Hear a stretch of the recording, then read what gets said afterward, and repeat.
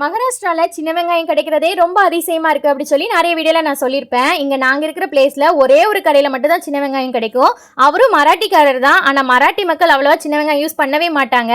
அதனால அவங்க யாரும் வாங்க வர மாட்டாங்க. ஆனா சவுத் இந்தியன் நிறைய பேர் ரெக்வஸ்ட் பண்ணனால கேரளால இருந்து வர வச்சு விற்கிறேன் அப்படி சொன்னாரு. நம்ம ஊரை விட பாத்தீங்கன்னா இங்க ரேட் ரொம்ப அதிகமா தான் இருக்கு.